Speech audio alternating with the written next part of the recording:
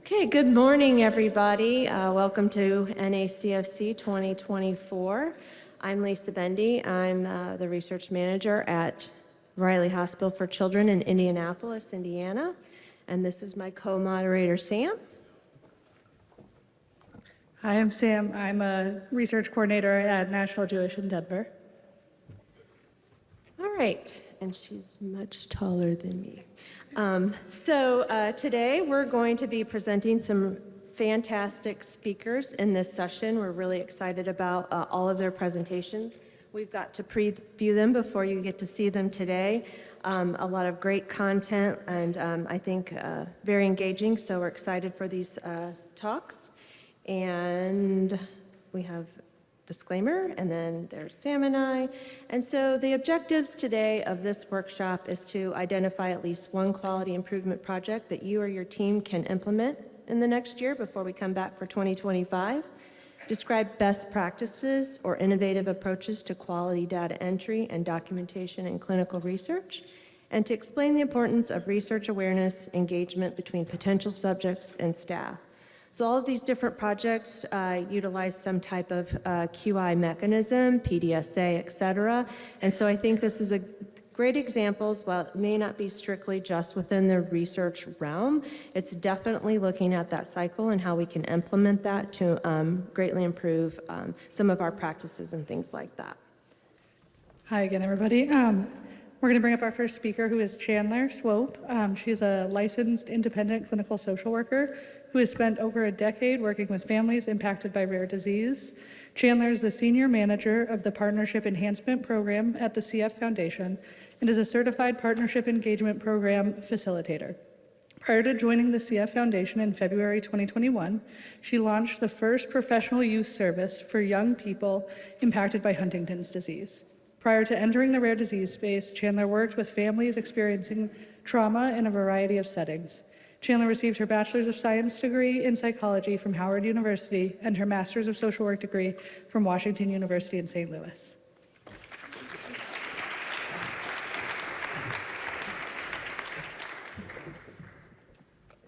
Thank you so much, and good morning, everyone. Thank you to the session chairs for inviting us to share our work. And I'm here on behalf of a team. We at the foundation partnered with See What I Mean, or SWIM, and we've been spending the last about 2 years looking at trust in a variety of spaces, but really in that healthcare partnership. What we've been most excited about is to take this research and this idea of partnership into the research space. So I'm here on behalf of our team, Cindy George, who is here in the room, and our colleagues at SWIM, Stacy Van Gorp and Melina Rousseau. Our disclaimer, my only disclosure is that I'm a CF Foundation employee. Our objectives today are to gain an understanding of explicit ways to foster trust in the research relationship. We're going to review tools that support the building of trust and clarification of expectations, and think about how to utilize tools in future QI projects to explicitly build trust. Before we dive into trust, I wanted to just take a quick moment to overview the Partnership Enhancement Program. The Partnership Enhancement Program is an evidence-based communication intervention offered to CF care teams and research coordinators. How many in this room have taken PEP? That is what we like to see.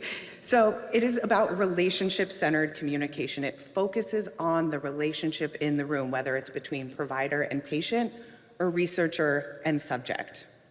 And it focuses on the dynamics occurring between those two people. In our training, many of you have taken it, we do skills practice. We make you sit down and role play out because we want to offer and practice those skills that honor the person or family's lived experience, explore and understand their perspectives, and also find ways to express empathy. I am a social worker, but it doesn't have to be just myself and my colleagues expressing that empathy. And the outcome is being able to see, hear, and better understand the individuals in their unique context. So let's talk a little bit about trust. Sometimes we assume that trust exists. We've had a long-standing relationship with a subject or a patient, but Frequency of interaction and duration of relationship are not necessarily indicators of trust, and in fact, we found it's far more complicated than that. Trust is actionable and it is dynamic. It's also relational, so it's based on a very specific relationship. There can be trust between you and a patient, but that patient may not actually trust the institution due to past experiences, and it may not trust the medical system or research community as a whole. And that relationship, it's also relational. I'm a social worker. I think lots of people have some trust built to me as a social worker. I highly recommend that nobody trusts me to do their taxes. That is not the relationship that we have, nor do I think it's the relationship they want to have. Trust also requires a willingness to be vulnerable. And so we have to find ways to explicitly engage in conversations and actions to build trust. We can't just assume that it's given to us. It also occurs in that specific context. And depending on that context, it can increase or decrease that trust. And I think what we've learned through our research is that it is based on expectations, and that is possibly the most important aspect of trust. Oftentimes, we as humans don't explicitly talk about what we want or what we need. I'm sure many of us in this room have gone to vent to a family member or friend, and immediately they tell us how they're gonna help us fix it. They're gonna say, this is what we can do. And we get frustrated because what we didn't say is, I just need you to hear me right now. I just need you to say, it's okay, or you're right, or whatever you're feeling is fine. We don't need that fix, but we don't ask for what we need. We're not taught how to ask that. And so the more that we can have those explicit conversations around expectations, the more likely we are to develop trust, maintain trust. Trust is often without control, and I think that's particularly important in the healthcare context. Sometimes they may have to go to the closest institution, so trust may take a long time to build because of past experiences with that institution. So they need to navigate building that relationship with their CF care team because they've been previously harmed by the medical institution as a whole. The good news is there are things that we can do, and there are cues to understand if there's trust in a relationship or in a partnership. So this model of partnership was actually based on one of the original versions of the Experience of Care survey. Trust wasn't asked about specifically in any single question, but it came up in the open-ended text responses in well over 100 responses. The team at SWIM, See What I Mean, took those responses and pulled out this model of partnership. It requires that individual to trust their team, and that's through what they observe. Are they competent? Are they listening to me? Are they taking into account what I think? Are they reliable? Do they remember the most basic pieces of information about me? Or do they sort of feel like you're starting from ground zero every time they walk in? Do they care about how I feel? Not just physically, but my total well-being. And how do they communicate that? And how do they show me that they care? But it also required feeling trusted by the team. Are they honored as the decision maker? Are they respected as an expert in their own body? And do they feel that they're being listened to? And when there was trust in the team and a feeling that the team trusted them, that was the model of partnership. And this, again, specifically to the CF context.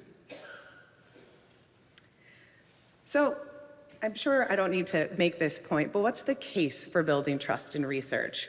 I'm not going to read the slide, but it'll be up for a few minutes so you can read it. Back in 2022, Justin, a student at Iowa University, took on a QI project to figure out and develop a way to gauge trust and communication. Specifically on the horizon of genetic therapies, trust is going to be so key to making sure that populations that have never been asked to engage in research, have never been approached about research, or have been historically and in the present day, the medical system and research world has harmed them.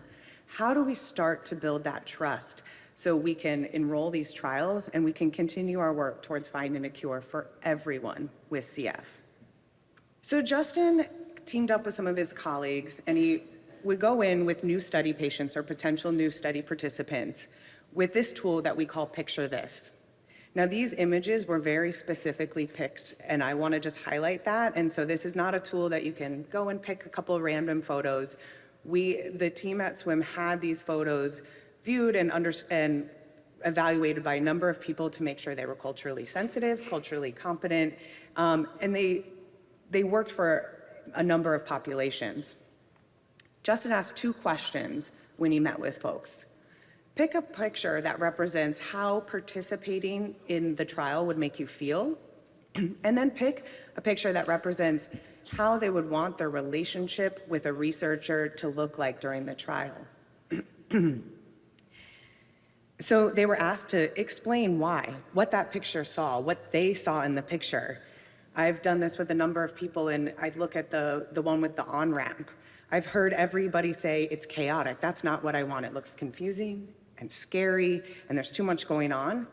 And a number of people pick it because it gives them options. They see options, ways to get out, new ways to get into things. And so it is so subjective to the individual that's viewing that photo. So their answers were recorded and keywords were highlighted. And what they found were the answers for question 1 indicated some uncertainty and unknowns about the risks in studies. They also sometimes found, with the pictures and how they were described, a confusion about what the study procedures were and what they might be agreeing to if they said, yes, I want to participate in this trial. But they also found expressions of excitement and the potential for new treatments and new cures. The answers for question 2 expressed a need for that caring relationship. Some of those keywords were nice and calm, cozy and warm, and even relaxing.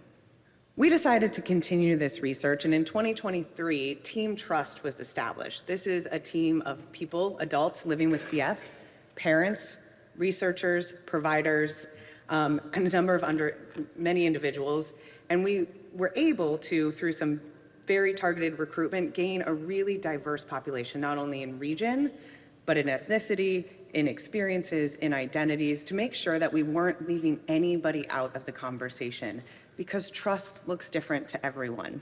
And our goal was to support trust by developing effective methods for clarifying expectations for people with CF and CF family members. We tested 3 tools. Picture this, About Me, which through our work we now call sharing expectations, and Checking What I Need. We had some folks test it in their clinics or with other communities they worked with, and we also held focus groups to identify expectations and questions that individuals would take when they were in new CF healthcare settings.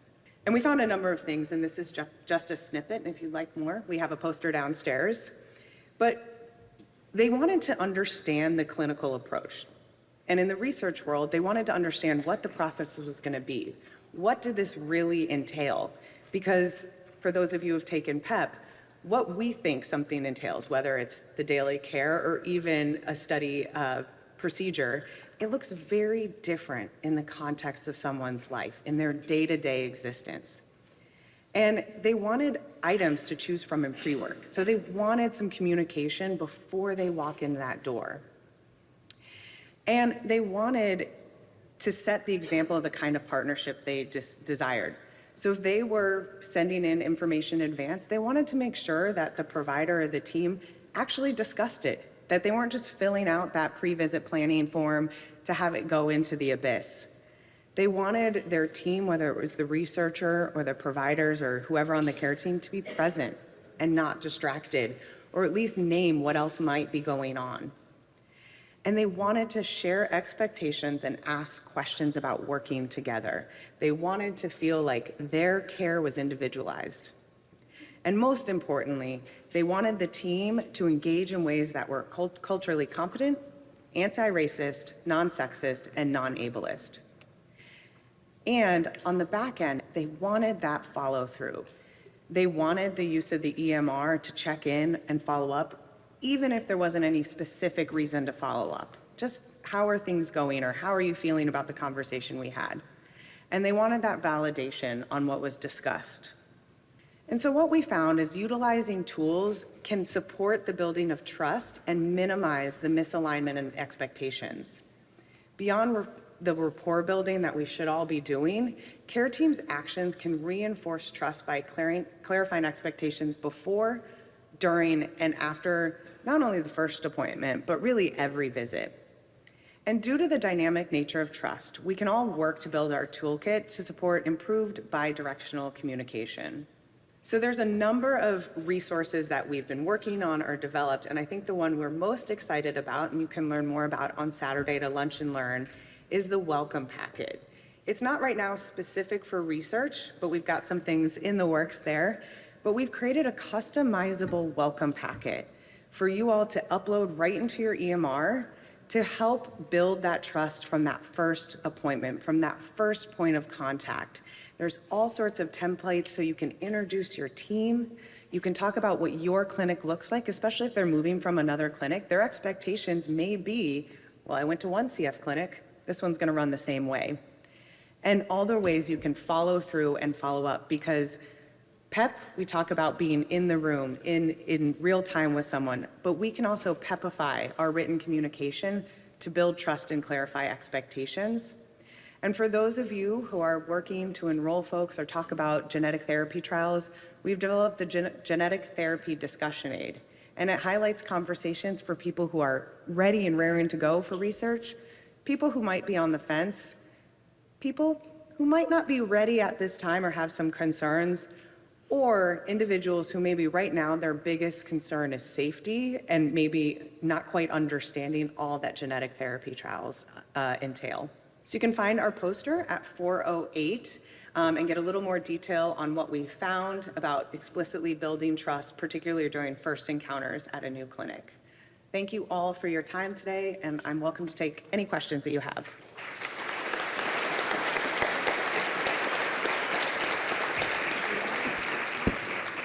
Okay, does anybody have any questions? And if you do, please go to the mic.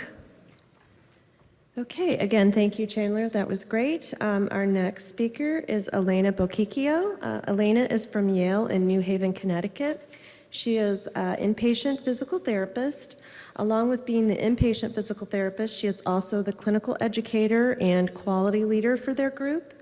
She is also leading up newly a program director for an acute care physical therapy residency program. And she is also faculty at her local university for their physical therapy program. And today she will be speaking on a QI project to improve efficiency in an adult cystic fibrosis clinic. Welcome, Elena.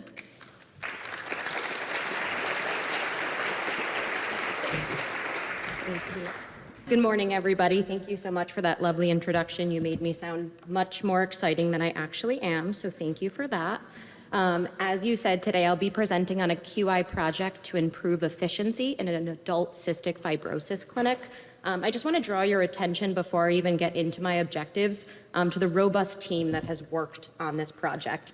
So we were lucky enough to be enrolled in the VIP F8 program. We've moved through 3 different PDSA cycles, really are in our sustainability phase. And it's been really lovely to all come together and be able to work through this very structured QI process. I have nothing to disclose. So our objectives for today are to outline our current clinic processes and identify both our global and specific aims for improvement for this project. I will review our 3 different PDSA cycles that were implemented. We will talk about the evaluation of the impact of these changes, specifically on our return clinic visit length time. And then we will discuss the current state of this QI initiative, including both our future sustainability plans and how we want to really focus on interdisciplinary team collaboration efforts. So just a little background about our clinic. As I said, we are an adult CF care team. We have 164 persons with CF in our clinic. Our age range is 21 to 88 years old, and we're split relatively 50-50 for females and males, with 54.8% of our population being females and 45.2% being males. When we look at the subject of return clinic visits, our patients reported that their visits were lasting potentially 2+ hours in length. They really expressed some dissatisfaction with the length of the visit, and that's really why we started to hone in on trying to decrease this return length time. I do want to draw your attention to this little graphic about our multidisciplinary CF care team with the patient really at the center of our care team. As I said, we have a really robust representation of a lot of different disciplines, and we really view this as our core team that provides service to all of our patients. So diving into the purpose and aim of our project, we really wanted to look at our improvement theme of improving the patient experience, specifically by clinic efficiency and inter-team communication, with our specific aim being reducing the length of return clinic visits by 10%. We hope that this would also improve our patient satisfaction. One thing that I think is really unique about the development of our improvement theme and specific aim is that we did have patients sit on a panel and give their subjective feedback. As much as we all really know our patients, we really can't see their visit or this experience through that lens. So it's been really valuable to have these members of our team be part of this QI process. This is our fishbone diagram that we developed, and we started to realize there was a lot of different factors that were decreasing efficiency in our clinic specifically. Some of these things are potentially out of our control as they're operational in nature, but we did start to realize that our after-visit summary was an area of focus for us. And along the way, I think with many QI projects, we identified a couple other things that we wanted to focus and work on. This is our return clinic visit process map. You'll see a little asterisk above the multidisciplinary team visit. One of our main focuses of our PDSA cycles were to complete our after-visit summaries in the room. We were completing those after the patients were leaving, and this was really starting to create a big discrepancy in the length of our visit times being completed, because our nurses would review those with our patients before they checked out. We did also realize that procedurally, we didn't have a set standard of start time and stop time. So along the way, we also identified that this was an area for improvement. Speaking specifically about our PDSA cycles, as I said, we wanted to define the start and end of our clinic visits, and we did notice this delay due to poor standardization and organization of the after-visit summary. We started to gather some pre-intervention data, so we gathered data from over a year, working with our JDAT, or Joint Data Analytics team. And then as you can see, we moved through 3 different PDSA cycles in June of 2023, September of 2023, and January of 2024. So in our first PDSA cycle, we did a large revision of our after-visit summary, and we also started completing that in the room during our visits with patients. September of 2023, we did a second revision of our EVS summary to be more discipline specific. And in January of 2024, we did one last tweak, and then we also received some subjective feedback from our patients to ensure that we weren't missing the mark. These are 2 examples of our after-visit summary. So you'll see version A was our original version, specifically highlighting the plan section. It was really just 1 through 5. There was no indication of whom had completed any of that, what discipline the information was coming from, and we didn't really feel that it represented all of the value that we were providing to our patients. When we move over to version B, which is our updated version, you can see that there's kind of check marks next to each discipline to ensure that it was completed, and also it helps to orient the patient to, who is providing what information or recommendations. This is a view of our after-visit summary patient survey results. We're very proud to say that we did give this to 34 patients and 34 responded. So we had a response rate of 100%, which is great for a survey because we all know it's sometimes very difficult to get people to engage with a survey. The 4 questions that we asked, and we wanted to keep it really simple, was do you access or review your AVS? And luckily 34 said yes. Apologies, 37 was the number that responded, my mistake there. So 34 of 37 said that they did review it, so that's great. We did ask if they thought it would be valuable to have resources and links in their after-visit summary, such as Peer Connect or CF Foundation resources. 20 individuals said yes and 16 said no. We did get some more feedback that people said, you guys give us a lot of information about those. We already have the links and we're already pretty engaged. So it was good to understand why people were saying no on that. We asked if they preferred a paper copy over an electronic version. Most said that they didn't really want a paper version. We did have some older patients that did say they would like a printout, so that's great information for us. And then looking at our last question, do you prefer version A over version B? The yellow bar that you see there is version B. So we did really kind of get it right, which was great to see from a subjective perspective. The next two slides that you're going to see is just a display of our information. So we run our clinics on both Mondays and Thursdays. We have an afternoon clinic on Mondays, and then we have a Thursday morning clinic. So this graph and table is looking at our Monday return clinic visit length times. So at the bottom on the horizontal axis, you'll see different months, and then what is plotted is average monthly clinic visit time. The red line is our target. So as I said, we wanted to decrease by 10%. So you'll see up top, we had an average visit time pre in that year of data collection at 91.23 minutes. Noted with the arrows are PDSA cycle 1, PDSA cycle 2, and PDSA cycle 3. Very happy to say that our average visit time has decreased to 74.81 at the end of PDSA cycle 3. What I think is really interesting is that our average and median times have started to converge, so we're not seeing so much variability or variance in our lengths. This is for our Thursday return visits. The length on Thursday was originally a little bit longer, so the average visit time was 104.21 minutes. Again, that gives us a 10% target down to 93.79 that you see with that red line on the graph there. And after PDSA cycle 3, we were able to decrease that clinic visit time to 88.67. And interestingly enough, we also saw convergence of our average and median, indicating decreased variance on Thursdays as well. So our results, we were able to meet our threshold and target of 10%. So we've reduced both clinic times by approximately 15 minutes. This equated to an 18% decrease on Mondays and a 15% decrease on our Thursday return visit times. We did also standardize our clinic start and stop times, where and when we complete our after visit summary to make sure that information reaches the patient in an organized fashion. Along the way, we also centralized some of our resources, which really helped to improve our efficiencies. And one thing that I think is really unique to our project is that as a team, we really increased our communication and holding one another accountable to making sure that we were following the correct processes. As I said, our average and median clinic visit times demonstrated cohesion on both Mondays and Thursdays. So this signified decreased variation and fewer outlier return visit times. And then lastly, we think it's really valuable that our patient panel continues to collaborate and demonstrate subjective reports of improved patient satisfaction. So now that we've done all of this work, what is our future direction for this process and what is our sustainability plan?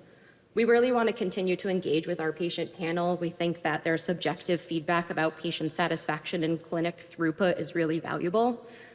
We also want to solicit feedback on the length of their return clinic visit time in our yearly patient satisfaction survey, as well as the XOC survey.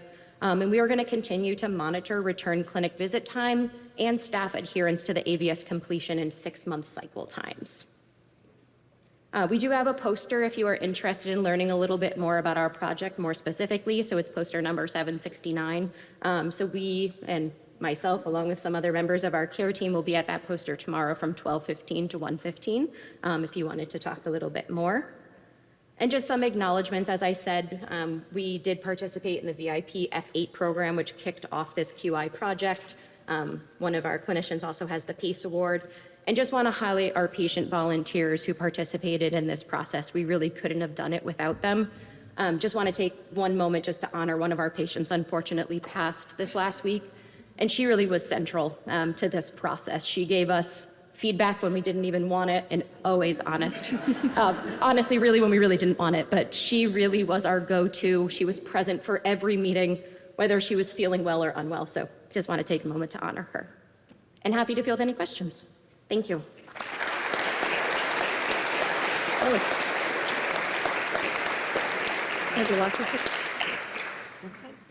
The question was, how do we, as a team, start to think about what projects we want to work on? So we have a centralized form where we're able to submit different QI projects. We do have a dedicated time every week where we work on our QI projects and processes, which I think is really important because you do need time. And if you don't make the time, people can't pluck the time out of anywhere. I think this theme of our return clinic visit times really kept rearing its head, for lack of a better term. It came up thematically, not only within our team, but by our patients on a lot of subjective surveys and feedback. So I think we felt that we had the tools, and we really wanted to take this opportunity to work on our team communication and efficiency. So we really thought we could kind of kill two birds with one stone on this. It's been really wonderful to work on this project. From a data perspective, we did have to create a bit of a data dump and resource. So kudos to Jessie, one of our pharmacists. She worked really closely with our JDAT team, and now it's a really sustainable process. But I think when you're choosing, you have to weigh the value, right? This wasn't just something that would impact our own team members. We really felt that there would be throughput and follow through and value to our patients as well. Absolutely. So I was really fascinated by the active visit summary redesign, and one of the things that we've seen at our institution is there's a disconnect between, and the literature would say this too, between what patients can say about the value of the active visit summary and how often it's actually accessed. So since most of your patients, and I believe your slide said, want to access it electronically, our data would suggest that they're actually not getting access on the patient portal.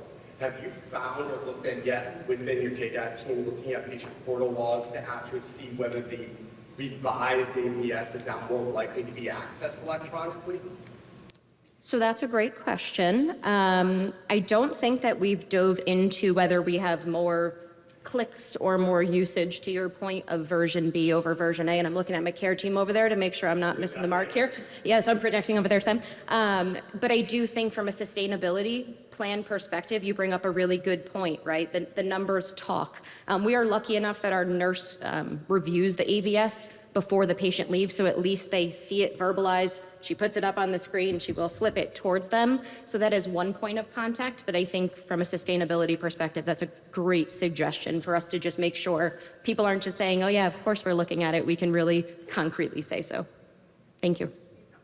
Wonderful presentation. I especially love the focus on interdisciplinary team collaboration through this QI work and through enhancing care for your patients. Did you have any specific measurement tools for how you quantify team communication or saw improvements in that over the duration? So question was, did we have any means in which we quantified our improved team communication? No specific means of quantifying. I think the comfort level amongst our teams, because we've all been working there for quite some time, we're okay with having some tough conversations, and it continues to be a point of conversation weekly for us in our QI meetings. But I can at least speak for myself. 2 years ago, I may not have been okay with saying, hey, Jessie, go back in that room and finish your AVS, but that is normal conversation now that occurs in clinic. So nothing quantified, but again, I think you bring up another great opportunity for our team. So I was just wondering, I work for Kaiser in Portland, Oregon, and I've noticed that getting our, especially our pediatric patients, like, and their parents to participate and even do any of our surveys, it's really hard. And also, if you can get them to do you guys have any suggestions? So the question was, how do we get our patients to participate in our surveys and actually get to them to come to clinic? I think one really great opportunity is having them sit on these patient panels and be a part of the process. If they can help from a discovery perspective and then also be a part of the solution, I think that really empowers our patients. It is a small community, so we do hope that that trickles down. But happy if any of my care team members here have any other suggestions for how we get them to engage. Looking at Rosa, our nurse coordinator. So what we did with this survey, the after survey, was to hand it to them at the start of the clinic visit with the board and collect it at the end of the clinic visit. Yeah, that allowed Okay, and for like having them like participate in the meeting and all that, is there a certain time or date that you guys notice? Because a lot of them they can't work more hours than they have. So a very apropos question. The question is, how do we pick the time to allow patients to participate? This is something that we continue to work on. We were actually just discussing this about 2 weeks ago before we came. We got some feedback that the mornings weren't the right time because they needed to do a lot of their therapies and either get to work or maybe get their kiddos off to school. We've tried moving some of our patient panels to a little bit later in the day to see if that helps to better capture more of an audience, but that is definitely still a moving target for us. If anybody has any suggestions, though, we're very open to hear because we just really think that patient engagement is so crucial in this process for buy-in. Could you explain the process of timing the visits? So the question was, can we explain the process of timing the visits? So we had realized that we didn't have a standardized process time. So we didn't start the visit, was it when the patient checked in at the front desk? Was it when the patient was roomed? Was it when the patient started their vitals? Was it when they went to PFT lab? So we decided that our clinic visit time really needed to start when they were roomed and our nurse took their vitals. So we just wanted to standardize that and really be able to define that a little bit more specifically, because there are certain pieces of that puzzle that are a little bit outside of our control, right? And we wanted to be able to really speak to what was happening while the multidisciplinary team was seeing the patient. And then, sorry, do we have like a paper where people write in the time they go in and time they leave, or have like a timer? So we were actually able to pull that data right out of our EMR. So when the nurse did the vitals was our start time, and when they checked out the patient, that indicated our end time. So we used the technology to help us in that way. Absolutely. So one way the team save time in clinic is by not having the research coordinator see their patients. And I noticed that you listed the research coordinator as part of the multidisciplinary team. Awesome. So how do you manage that? And I'm hoping you didn't cut time by cutting them out. Nope. No, so we certainly didn't cut out our research coordinator. We have a unique model where RT and PT actually go in to see our patients together. So that is definitely a means of efficiency for those two disciplines, because we do find that coming together as a team to really talk about airway clearance and exercise as one umbrella is one way that we improve efficiencies. And I think we also will have a conversation of what needs to be spearheaded up front. And then again, are there other opportunities for different team members to collaborate? And maybe it's pharmacy and our dietitian going in together, because that's really going to be the bulk of the conversation. So I think that is definitely a way that we've tried to be efficient, but ensure that all care team members get to see our patients at each visit. We have one question from the app, and it's, do you have data on the race and ethnicity in your clinic? Do we have data on the race and ethnicity? Yes. I can't say that I can provide that in live time, but very happy to connect with whomever asked that question to get that information over to them. Thank you so much, everyone.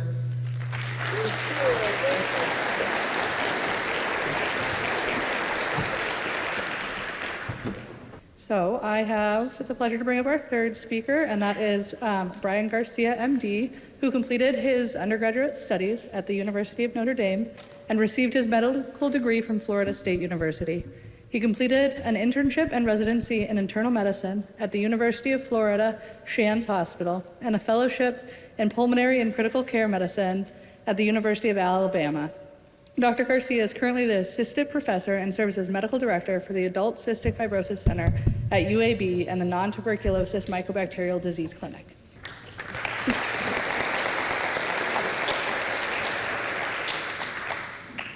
Good morning. So there are my disclosures. So let me go back to this. So my name is Brian Garcia, and I am going to be talking about a project that we have been participating in a multi-center group over the last about year and a half, and it's called ILLICIT. It stands for Remotely Addressing Social Risk Factors in Cystic Fibrosis, and today we're going to talk about the design and implementation of this screening and intervention QI project. I want to just take a moment also, of course, to highlight one of my colleagues, Deidre Jennings. She is a social worker at the University of Virginia. And if she's here, maybe she could raise her hand. I don't know if I see Dana back there. Anyway, without her, none of this would be possible. And then, of course, we're going to have a lot more acknowledgments at the end of this. So some background. People with CF can have the same genes and have totally different outcomes, right? We've seen people with two F508s and a sweat chloride of 120 who, for whatever reason, their lung function's 110, and that's fantastic. And then we see kids or family members where one family member, it seems they have all this stuff that affects their gut, and then all this stuff, the other one has all this stuff that affects their lung. And there seems to be more to the story, right? But something that is kind of emerging to me that seems to be very important in terms of why it is that people with the CF have these different outcomes is there's an important aspect of the socioeconomic risk factors that interplay in these clinical outcomes. And my guess is that on the whole, when you go and you look across centers, there's not a lot of active screening for these social risk factors. But if we could identify them, and if we could somehow intervene on these, we have a real opportunity to improve our patients' health. This figure table that you're seeing, this was from a recent publication by Dickinson et al., published in Journal of CF 2022. And what they did was they looked at children and their insurance status and what certain clinical outcomes they were experiencing. And what they showed was that at just 6 years old, kids who had always had private insurance had better lung function than kids who sometimes had private insurance, and significantly better than the kids who have public insurance. I take care of adults. I live in the state of Alabama. We do not have Medicaid expansion in our state still. And this only gets worse as people age. This is not going to get better. It is not going to just go away on its own. And so these social risk factors are going to continue to go as they come and see me when they're 22, 23 years old. It's only going to get further and further, that delta of lung function due to these risk factors only gets bigger and bigger. And for those of us who take care of people with CF nowadays, we see a lot of really healthy 21 and 22-year-olds now when they come to see us in adult clinic. It's fantastic. A lot of people with lung function of 95, 100%. And when we see the ones that are lower, when we see the people who are coming to us with advanced lung disease now, there's a shared commonality. I mean, it's pretty obvious to us. Poverty, social risk factors, even with Trikafta, and you're seeing much worse lung function in these individuals. So, okay. That's enough of the rant, right? So our global aim, develop and test the feasibility and sustainability of a remotely performed social needs screening tool and intervention packet. But I highlight the word remote.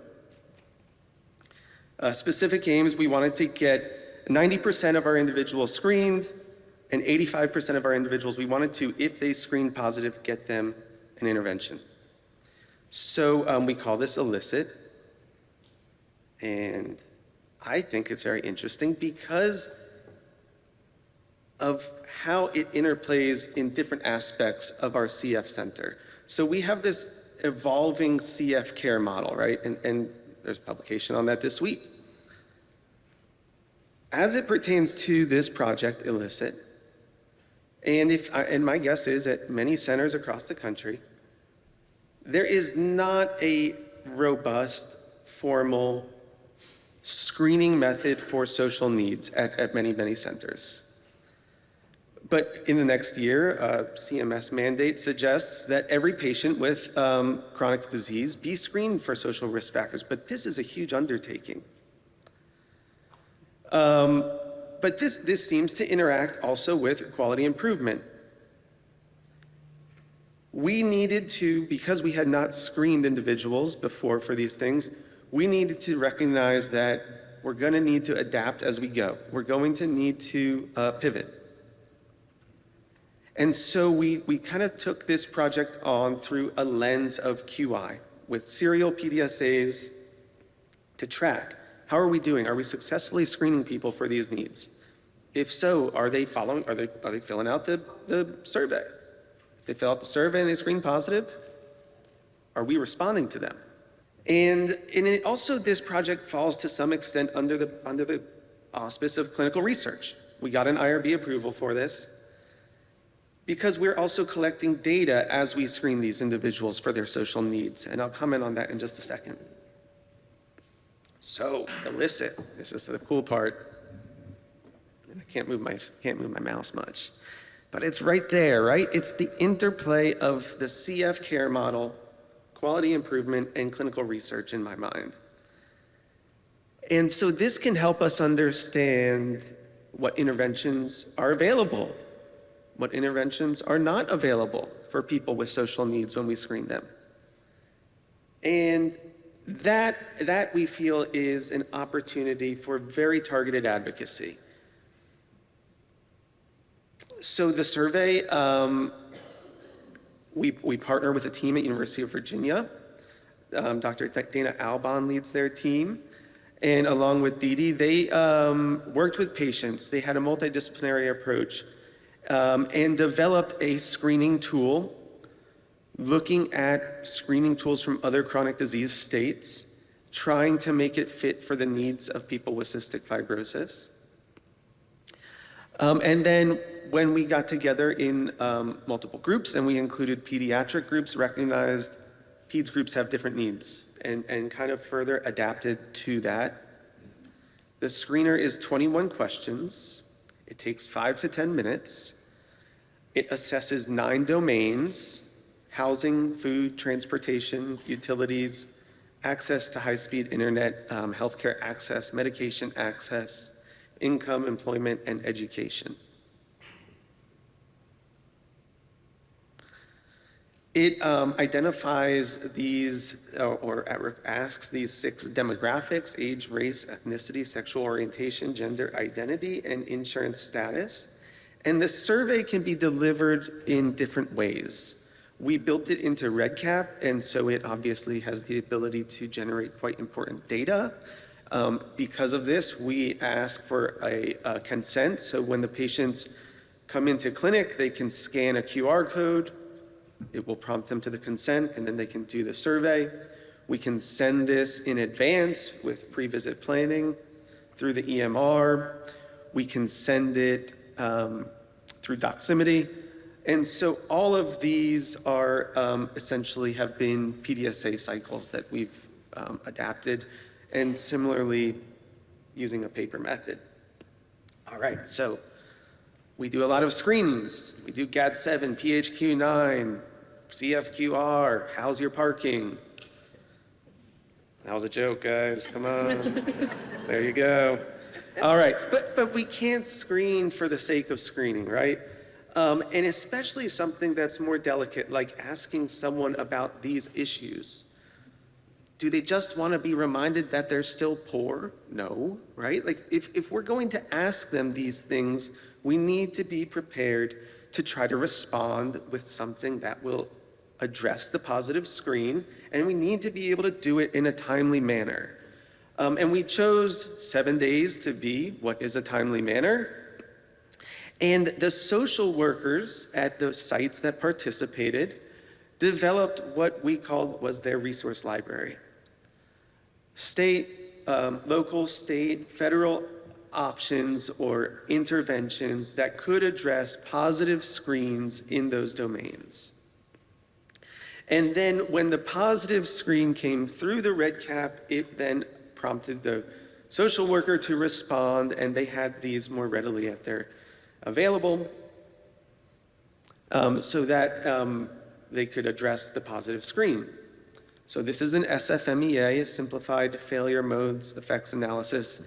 The way I think of this is this middle line here is our process. How are we going to screen patients, get the data back, respond with an intervention? Our area down here in the red, these are all potential failures. And there's lots. And then up on the top there on the green, these are all potential, in my mind, PDSA cycles. What could we do to address this potential failure and monitor how are we doing as it pertains to these screenings? So we met every 2 weeks, myself and Dee Dee, and then there are 4 sites involved in this project. And we met as a group on the other week, every 2 weeks. The social workers at each site also met every 2 weeks. And then each site had their own individual site meeting. PDSA cycles have been going on every 2 weeks for the last 10 months, 11 months. And each team has a physician, 1 to 2 social workers, and 1 to 3 patient partners. Data gets collected, centralized through REDCap, and the data core at UVA then provides automated reports that help us understand how are we doing in terms of, are we successfully screening? Are patients completing this survey? What is the positive response rate? And how often are we responding to them within that 7 days? And they provide these very nice types of graphs. And I won't go through because this was just a sample, but this gets auto-generated each week. And so we can understand, are these PDSA cycles moving the needle up or down or just keeping us going straight? So next steps. So our goal is design, implement a multi-center QI project to remotely screen and potentially remotely intervene on unmet needs in CF.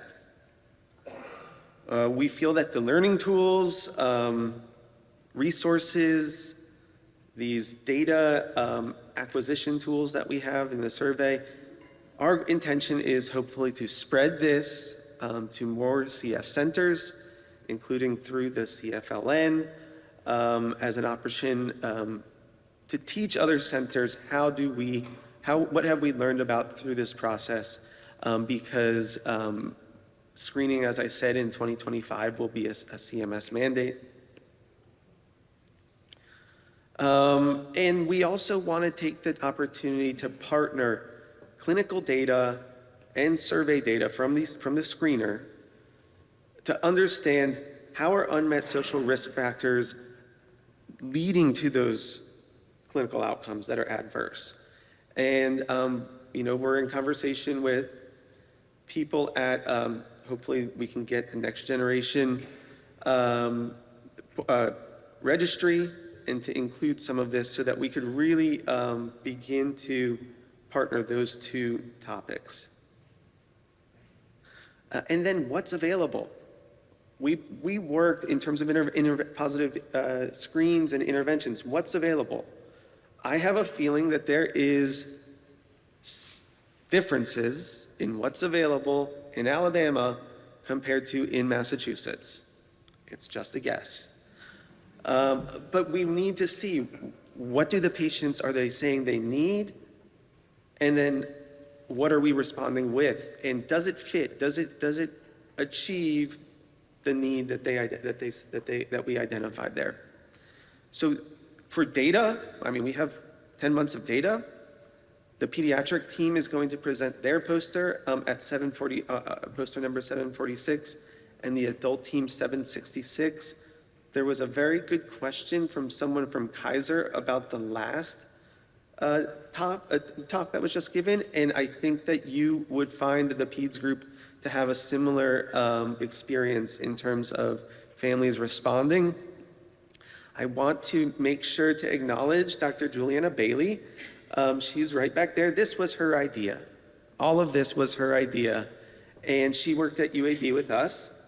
And about a year and a half ago, made a very courageous move to go across the world to Australia, but acknowledge that she was the one who developed this project. I work with several phenomenal people and highlight Nathan Salter and Katie Young and Justin Anderson, who are sitting right over here. And our colleagues at UVA, who I see several of in the back, but in particular Dana Albon, who's been a mentor to me, Deidre Jennings, our fearless leader, and Beth Horton and Shi Shen, who have been helping with our statistics. Groups 3 and 4 are Boston Children's with Greg Sawicki, Rachel Gordon, Melissa Aleo, and Moira Harrison. And at Doran Becker, Mike Powers, Stacy Prediman, and Zoe Orcutt. This has been a tremendous opportunity for me personally to get to know these individuals and to partner with them. And for that, I'm very thankful for all of this. So I'll take any questions that you might have now.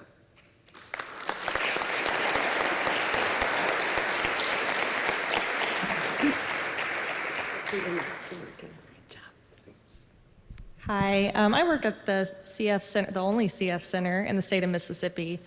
So I imagine we probably have similar patient demographics, but I was just curious, what have you found to be some of the most common responses to your surveys? Like what socioeconomic factors are people mostly dealing with in your state? Great question.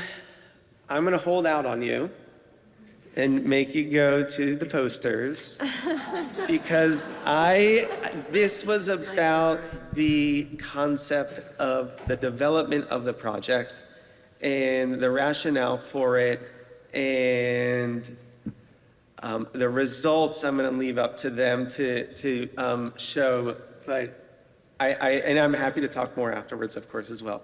And I bet, of course, that we share lots of similar responses.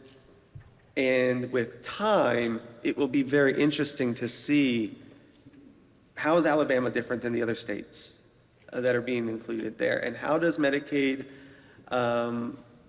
expansion or lack thereof affect these types of things?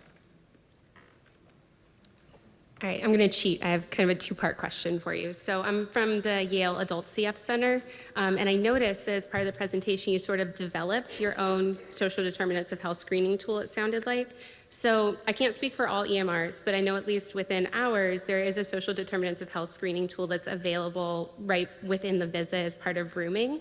So I guess my first question is, what was the rationale behind developing your own as opposed to using kind of what is standardized and available through I would think a lot of EMRs. And did you feel like there were specific questions that needed to be addressed for persons of CF? I saw specifically you included high-speed internet, which I don't think is a standardized question. So kind of how did you come to those conclusions on what to include? When this was developed, Dana and her colleagues at UVA came together and discussed this. Dana, you're way more well-suited to answer that question than me. Did you hear it? Yeah. Is it okay? Can you answer it? Yeah. Okay. So we developed the questionnaire in the middle of the pandemic in 2020, and the rationale for the questionnaire was to identify what the needs were at that time, because we knew we pivoted to telemedicine. So we wanted to know, do people have high internet access so they can do telemedicine during the pandemic? Because if they didn't, they couldn't do it. And then there were a couple of others, like there were a lot of furloughs, people were losing their jobs. So we specifically wanted to ask them how they were doing and what we can do to help. So that's when we developed it. We understand that now with the CMS requirements, some of the domains may be slightly different, and we want to work with everyone, and we are already kind of thinking strategy. What's the next step? How do we marry the two? Do we want to just add a couple of domains to what's in the EMR? What are we going to do? Yeah, good question. Thank you. So yeah, part of it was the same question, which was how are you going to align your data fields so that you don't have conflicting flow sheets with what the current SDOH fields are. I think this, which is going to be really essential because the survey fatigue is going to be real because CMS is already doing this for inpatients. So this has already started. 2025 will be for ambulatory. The other question I have is how are you capturing, what is your process for capturing your full denominator? So from my understanding, a lot of your patient demographics are going to be obtained from those who you successfully screen. But a lot of data from our institution and from others would suggest that our most vulnerable patients, populations that, lack of a better term, this screening is most likely to identify domains are the ones that are least likely to complete the screen. So what is your balancing measure to be able to make sure that you're not getting an enrichment bias for only screening those who are least likely to have domains by definition of who fills it out? That is a great point. I mean, that is the crux of it all. And not only are they going to be more difficult to get them to do the survey, are they going to understand it and answer it correctly? Are we even going to see them this year? You know, if you are struggling most with those 9 domains, you are more likely than not to see me in the hospital and not in clinic. And if you don't have internet, which if you live in rural Alabama, it's very, very likely you don't have internet. If you don't have internet, you probably also don't have all of the other stuff. And so certain things we've done is Nathan and Katie, they are going to the hospital and screening some individuals while they are hospitalized. They are trying to identify who are our lost to follow-ups and doing whatever they can to try to identify those people. But prioritizing these people, if they're coming to clinic, you prioritize that one specific individual to try to make them, capture them when they can, even if it's going to be on paper. And we're going to have to put it into the database so that to make the data clear. Explain to them why we want to do this. Clarify any potential barriers that are making them hesitant to answer it. All of these are important parts because that is the vulnerable population is the group who we're least likely to get it from. And more likely than not, it's not one need. And man, I mean, if you can affect some of these things, you're talking about differences in lung function that are huge. Huge. I mean, you're talking about individuals who can, many of them, their lung functions in the 80s and 90s because they don't have these things. And then our folks who are in the 30s and 40s, you notice, they click all the boxes for social needs. Brian, I wanted to make one comment that I think we learned as the 4 teams, or maybe 2 or 3 months ago, the light bulb went off from the social workers around survey and survey fatigue and will they fill it out or not. As we learned, you have to educate not why you're doing the survey, but we actually have interventions for positive screens. We feel confident we have interventions for housing, transportation, food at our center, but we have to tell our families we have those interventions, and then they're more likely to fill out the survey. So that's really educating the families that we have interventions. You're not just filling out a survey to fill out a survey. Time for one more? I'm just curious, because so many of the surveys that we give these families, a lot of times are done in clinic.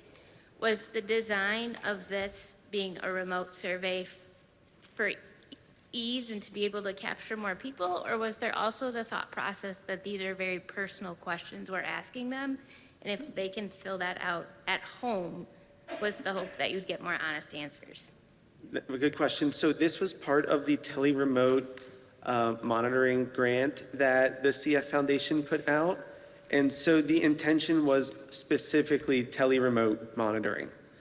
And the thinking is there are things beyond physical health that are going to need to be addressed remotely through tele. And this did not, at that time, already fit into the care model at most centers. And just how can we do this tele-remote?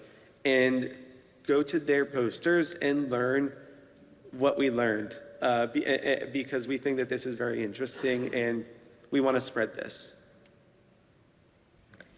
Okay, for the sake of time, we do need to move on, but Ryan, I'm sure, and his team will be happy to answer more questions if you visit him at their posters. Thank you so much.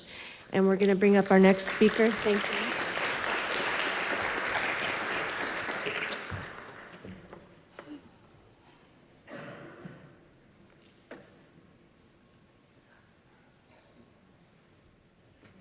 Okay, our next presenter is Terry Visnick-Chang. She is from the UT Southwestern Medical Center in Dallas, Texas. Terry has over 30 years of experience in clinical research, originally in San Diego, and in 2020, big year for all of us, she moved to Dallas and is part of the clinical research team there, and she earned her CCRC certification through the CF program, which again, shout out to all the great programs that they offer us as a research coordinators. So today, Terry will be presenting on enhancing the consistency and audit readiness of clinical research, regulatory, and subject binders. So please welcome Terry.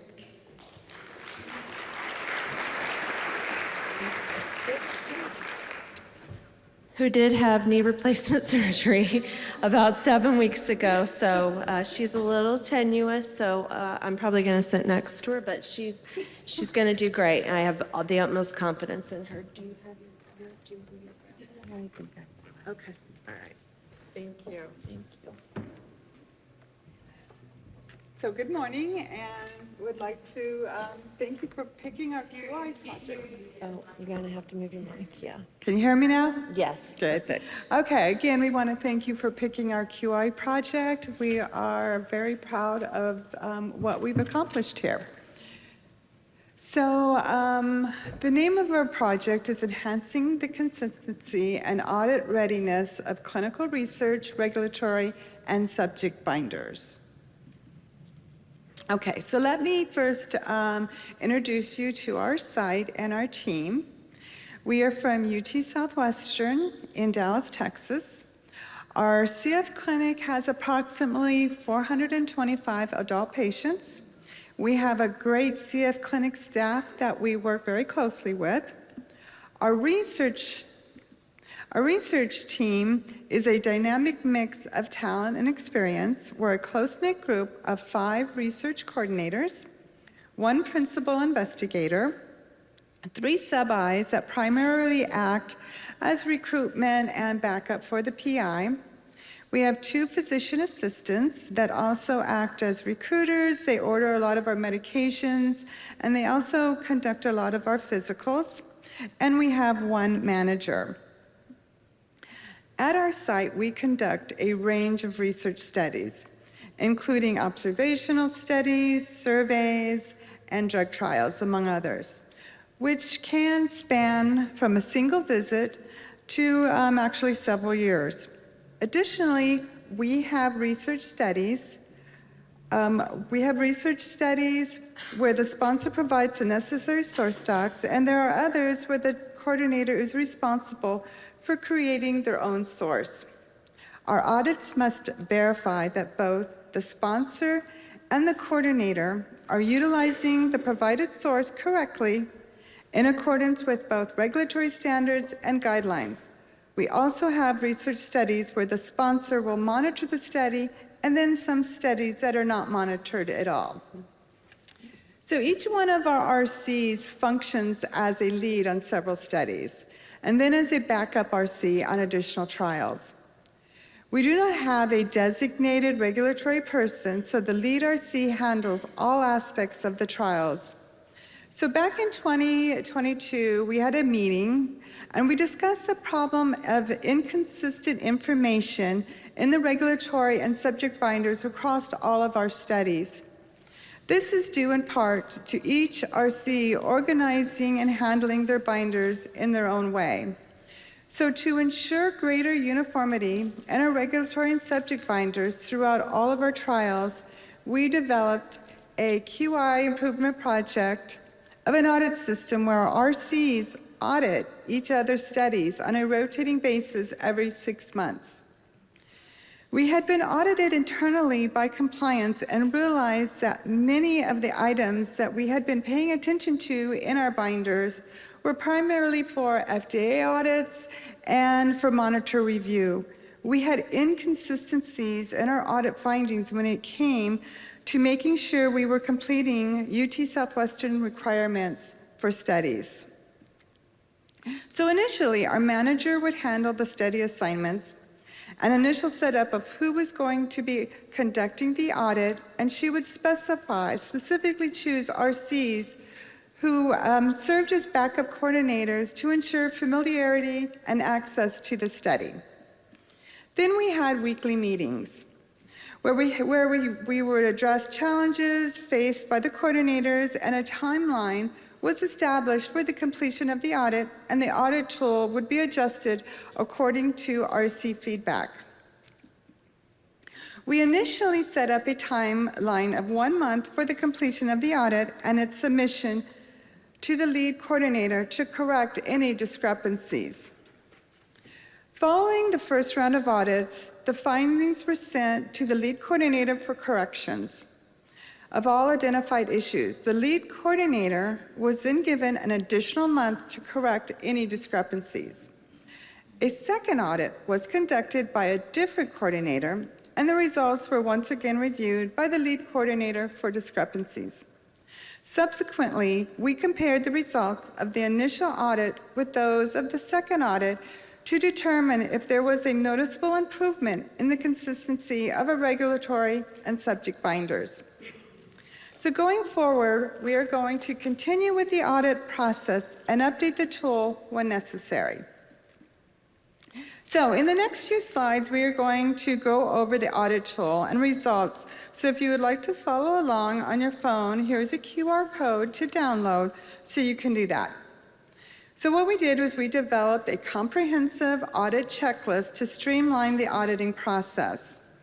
We found it crucial to ensure our audits address any concerns that may come from an external monitor, and that our audit would also address these items for non-monitored studies, and that they needed to be particularly rigorous to compensate for lack of external oversight. In addition, we included items in our audit tool that address expectations that are solely internal, meaning requirements and policies that our university holds us to, such as the use of our clinical trial management system, or CTMS, called VELOS, and also the items that needed to be completed for payment and invoicing to go smoothly. So I'll be breaking down the tool into 3 sections for easy viewing and only highlight one key per slide. So this is the first section of our audit tool. As we don't have a specific regulatory person, our research coordinators take on the responsibility of submitting and maintaining both the central and the local IRB documents. We aim to ensure that the 1572 forms were accurately completed and fully updated. It was also important for us to confirm that the latest versions of the protocol was submitted, with all signature pages properly completed and filed. We verified that the principal investigator had approved everything, and all team members working on the study had received IRB approval. Here in the next section of our audit tool, we confirm that the patient logs in the regulatory binders were current and correct, and that any unanticipated problems on the study had been properly submitted to the IRB. Additionally, we needed to ensure that our university's CTMS system was also up to date and accurate. So finally, we reviewed the subject binders. Our goal was to ensure that the informed consents were filled out accurately with the right dates and signatures. We also utilized our own checklist for the informed consent process to confirm that everything was in order. Additionally, we verified that the consents were uploaded into our EMR system. We made sure that any AEs or SAEs were documented properly. Lastly, we checked that all source documents were completed correctly and that all necessary signatures were collected. To do this, we reviewed a minimum of 3 charts per study, or 10% of the subjects that had been enrolled. whichever was greater. We would randomly choose at least one full visit per subject to deep dive into and check every source document of that visit. So during the initial stages of the study, we always ensure that all of our regulatory documents are completed and signed properly. These are generally required to be in order to have green light by the sponsor to begin recruitment. However, as a study advances and new regulatory changes or protocol modifications are introduced, we notice that this is where inconsistencies began to occur. We were not always keeping the regulatory binders as current or organized as we should have. Some things were being done electronically, and we were not always documenting these processes in the binders. This has highlighted an area that requires our attention. We understand that since these studies are ongoing, continuous updates to these documents are essential. This is why the audit plays such a crucial role in our site operations. So here are the results of our audits over the last year or so. The column in blue reflects each item of our audit tool. The columns in green reflect the percentage of studies, both pre- and post-audit corrections, that had missing or incorrect information. So for example, the first item on our tool asked if we have a current signed FDA 5072 or investigator agreement filed. In our first audit, or pre-audit, we discovered that almost 31% of the studies we reviewed had something incorrect or missing related to this document. Then by the second review, or post-audit, no studies had incorrect or missing information for the 1572 or investigator agreement. So in the orange column, it tells you how many errors were corrected by the second review or post-audit of all 13 of the studies. So for the first item of 1572 or investigator agreement, we had corrected 100% of the binders at the time of the audit and had not noticed any new errors. So again, the column in blue reflects each item of our audit tool. The columns in green reflect the percentage of studies, both pre- and post-audit corrections, that had missing or incorrect information. So for example, the second item on our tool asked about participation enrollment logs. In our pre-audit, we discovered that almost 23% of our studies we reviewed had this incorrect or missing. Then by the second review or post-audit, no studies had incorrect or missing information for the participant enrollment log. The orange column tells you how many errors were corrected by the second review or post-audit of all 13 of our studies. So for the second item, regarding participation enrollment logs, we had 100% of the logs correct.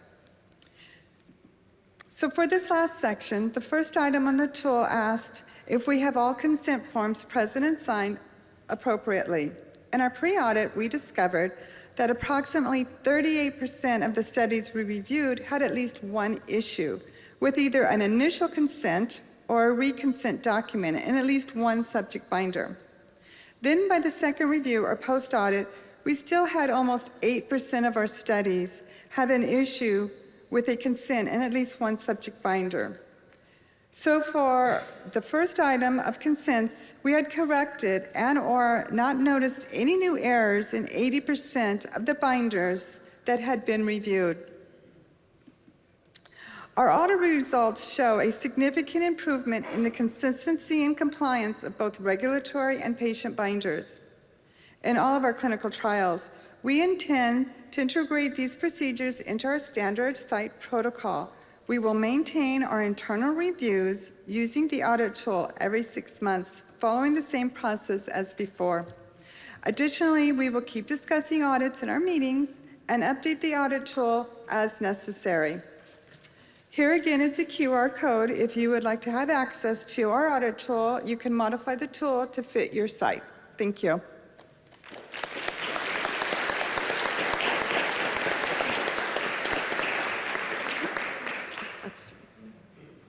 I have 2 questions. Okay. How did you train RCs to be auditors? And then also, did you do like a kappa or some kind of, when you saw themes like maybe consent issues, did you pull the whole team together and do some retraining? So our manager is the one that was basically training us, and we were training with each meeting as we went along. And if she found any errors, yes, she would bring us all together and we would be retrained. And we also have a checklist now for our informed consents that we check off to make sure we're not missing anything. So the whole audit process did make us realize that maybe there was some retraining that needed to do, and then our manager would go about doing that for us. Okay, I have a question. Of course. So you knew this was coming. Who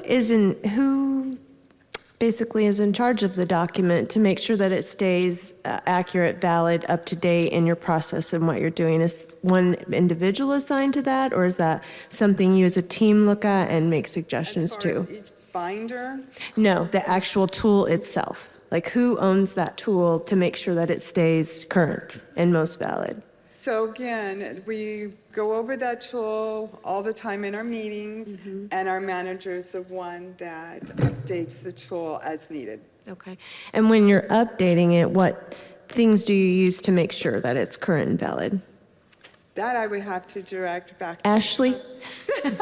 Sorry, Ash. Sorry.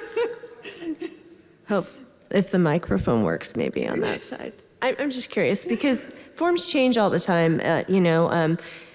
Things that we have to keep current on are always changing. So it can be time consuming. So thank you. It's definitely a continuous process with making sure it's updated and things. We developed the tool using our compliance office and what they would use to prepare for FDA audits. And then we really incorporated what compliance looks at when they audit us as well for do we have everything we need for CTMS and all of that stuff. And so it's a fluid document for sure that everybody can provide input on and keep it up to date so that we're addressing everything that needs to be there. Okay. Thank you, Ashley. And thank you, Terry. You did a great job. Appreciate it.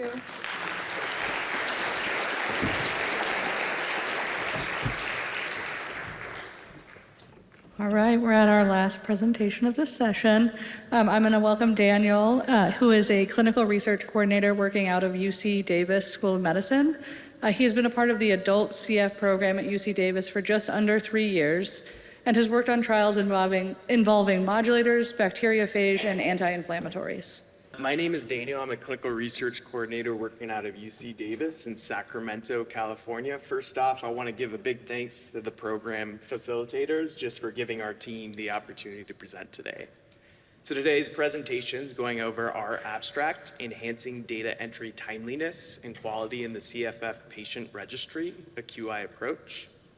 I have no disclosures today. So learning objectives for today's presentation are first to learn about our approach for staying accountable and timely in Port CF. Next off to the fact that data entry actually empowers CF SMART reports. And then finally, the importance of managing obstacles when implementing change. So to give some background, at UC Davis, the adult program, we see 130 patients annually, and research coordinators have always been tasked with entering data into Port CF. So like many teams out there, our team has had its fair share of staff turnover throughout the years. At the start of 2022, we had 2 research coordinators. We had 1 senior clinical research coordinator with 5 years of experience. And then we had 1 clinical research coordinator with 1 year of experience. Going into February of 2022, the CRC leaves our team and an assistant CRC is hired. From March to August 2022, the senior CRC is training the assistant. And as a clinical research coordinator, you know that you wear a bunch of different hats. You could be submitting something to the IRB one day, and then you could be running a patient visit the next. You could be negotiating a budget with a sponsor. You could be invoicing for all the work that you do. So going into September of 2022, the senior clinical research coordinator leaves our team, leaving our team down to one assistant clinical research coordinator. In October 2022, that is best represented with a fire because we were truly managing competing priorities at that time. We had 5 studies that were in startup. We had multiple trials with enrolled patients, and we had multiple trials that were open for enrollment. Thankfully, in December 2022, we had 2 new assistant CRCs hired at the time. The reality is that we were a completely new team. We were still learning as we were going, and we had a bunch of hurdles that we'd have to address. So, Port CF data entry process for 2022. So, in looking back on 2022, the reality was we didn't really have a workflow for how we entered Port CF. So last I remember, there were 12 months in a year. This graph only shows 3 months of that year and showing the number of encounters entered in 2022 per month. So our process at that time was not entering data, recognizing that we're really behind in data entry, trying to catch up, and then dropping the ball again and not entering data. So going into 2023, we had several problems. We had backlog data. We hadn't entered any data at all since August of 2022. So the rest of the year was not entered in Port CF. That includes data on encounters, hospitalizations, and annual review forms. We had no established Port CF workflow, and the 2022 database lock was approaching in February of 2023. So this is a similar chart that you guys saw 2 slides ago. It really shows how many encounters we entered that final month leading up to that database lock. 227 encounters, more than the entire year before. And I think that that is best highlighted by our team just buckling down that last week before data is due, staying up late at night, 9 o'clock, ordering pizza, staying in the office, making sure that we actually meet our goals and enter that data. So why improve Port CF timeliness? Well, we wanted to avoid cramming because we know we are human, and when we cram, we are prone to make more data entry errors. We're prone to miss data that should be entered. Secondly, we want to use smart reports for what it is. If you're backlogged in data entry, those reports that you actually pull lose their value. And lastly, team morale. We recognize that cramming is not the way, and that week leading up to the database lock is something that we don't have to do. If we can address that, we'd be in a better place year over year. So in spring of 2023, we were actively participating in the QUIP program. And the QUIP program is a great program where you're paired up with a different clinical research institution. Through the program, we were able to learn about different QI methodologies. We were able to assess our program for strengths and weaknesses, and we were able to prioritize some goals. I could talk to you all day about all the QI tools that were available, but the reality is we don't have time for that today. So through the program, we were able to establish SMART goals, and with Port CF on our mind, that was what we did. We created some SMART goals for Port CF. So by summer 2023, we wanted to catch up on backlogged encounters. And the reality is, once we were cramming for that database lock in February of 2023, we dropped the ball again. We stopped entering data into Port CF. So we had backlogged 4 to 5 months of encounters and hospitalization data. And then secondly, we wanted to start entering data in real time. For us, real time for encounters means 2 weeks from date of a visit occurrence. So through multiple PDSA cycles, we were able to formulate our ideal approach to entering data into Port CF. So for annual surveys, we collect that data every time a patient comes in. Our center hands out a survey, patient gets that survey, they complete it throughout their visits, and then we file that survey in a binder for when we actually have to enter it into Port CF. For encounters, we want to enter that in real time. Again, real time for us is 2 weeks from date of visit occurrence. For hospitalizations, we want to enter that in real time. And On the bottom, you'll see data sweeping. So that's actually looking for encounters or lab values that we might have missed throughout the year. And finally, from January to the database lock, we hope to look back at the data that we've entered and look for errors that we may have made along the way. So in implementing that process, we came across several hurdles. The first hurdle was that we had no method to track what data had been entered. So for that, we used the tried and true spreadsheet tool. So going down that first column, you'll see the month of a visit dates, and then that bottom cell or the cell below that will actually list the visit date, and then you have a list of patients. Going to the next column, you'll see the date that the visit was actually entered into Port CF, and then that following column shows how many days it actually took us to enter that into Port CF. The next column shows if there are any pending lab values. At CF clinic visits, there are oftentimes cultures, there are oftentimes orders for lab values, so this just gives us that cue to go back into Port CF and see if we could enter data that might not have resulted so far. And finally, we have a summary of all the data we've entered, so it shows the percentage of encounters that we've entered pertaining to how many visits have actually occurred. Next off, we have the number of encounters pending and then labs that are pending entry.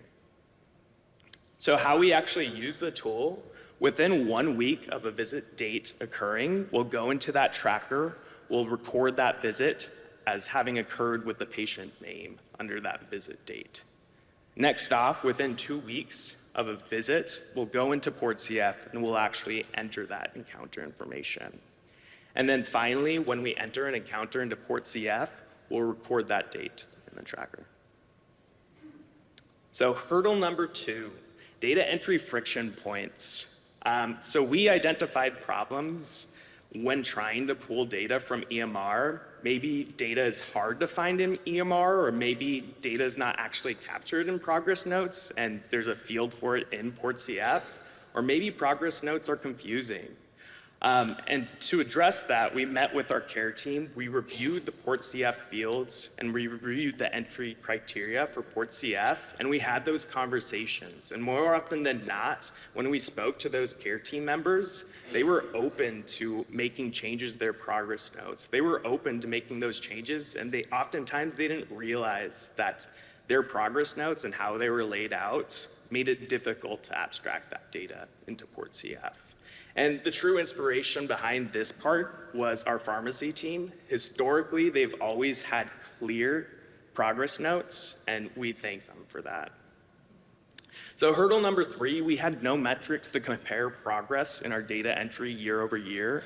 And for that, with the spreadsheet tool, we had the average number of days already tracking to enter, average number of days to enter encounters that we were already tracking. And we had, we use Port CF Report Writer and CF Smart Reports more often than not because we could actually rely on the data. We were entering data in real time, and we could look at it retrospectively to compare year over year how we've made those improvements. We haven't implemented this yet, but we do hope to implement this during our data cleaning phase, and that's to use population management reports to look for errors in data entry. And there was a great talk last year at NAC that goes over this, so I highly recommend reviewing if you're interested in that part.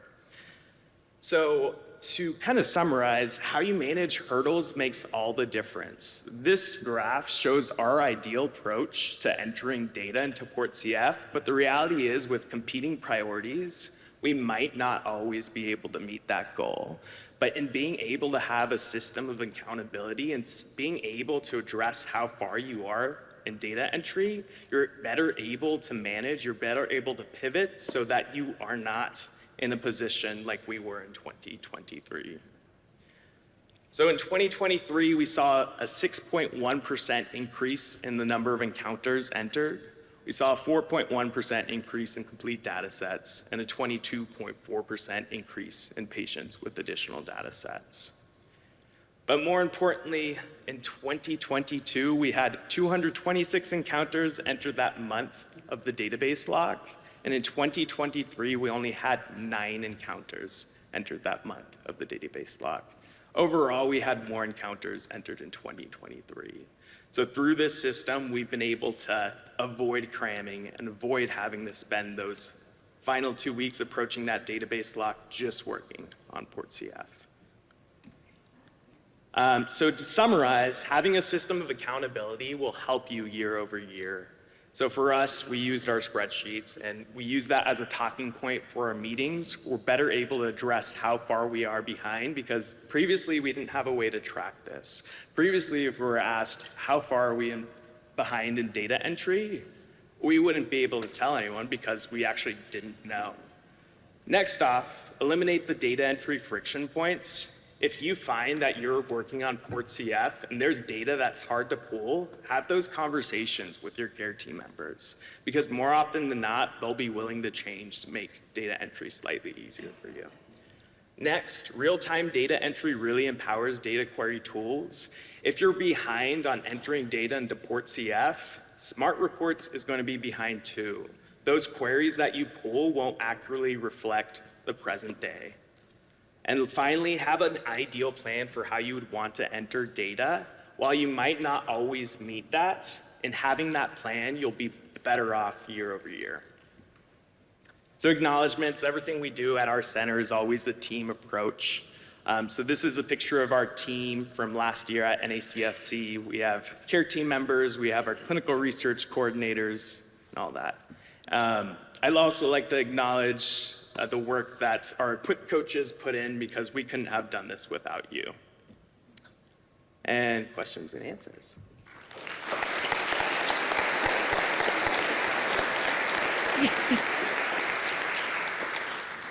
Thank you for that. I think a 9 p.m. pizza party data entry is a great bonding experience, so that might actually be fun. But my question is about your data cleaning. What is your process for that? Because do you utilize reports to look for outliers, or what does that look like?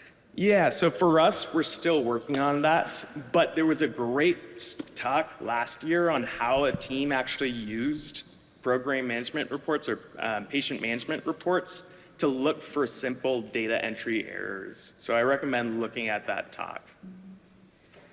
And I know, so Port CF is amazing as far as data goes, but data entry can be a bit of a pain point because it does take some time. So aside from progress note optimization, did you guys explore any other kinds of EMR optimization or EMR available reporting tools to be able to efficiently pull that data out of the medical record for entry? Yeah, so we haven't used EMR optimization or been able to incorporate EMR pooling yet for our center, but it's something we're going to look forward to. Thank you. In the future. Okay, I have a question. So when you've realized that, oh, we're getting behind, how does the team look at that and then reapproach to, okay, we are getting behind, let's refocus and redirect and then start trying to catch back up again? Yeah, so our team, when we realize we're behind, we talk about it and we recognize, one, why we are behind, why haven't we been able to maintain our data entry, and then two, in the coming weeks, how can we better facilitate that data entry? How can we carve out time to make sure we don't get as far as we were behind as we were in 2022? We have a question that was submitted on the app. It is, what does the real-time entry workflow look like? Yeah, so real-time entry workflow looks like, so a patient comes into our clinic, they have a visit, and then a week from that visit date, we'll go into the Port CF tracker or our spreadsheet tracker, we'll enter that visit date, and then a week from that date, we'll go into Port CF and we'll actually enter that encounter information. Oftentimes there are pending labs, so what we'll do in the tracker is we'll just mark that there is a pending lab that we have to go back to later. All right, thank you.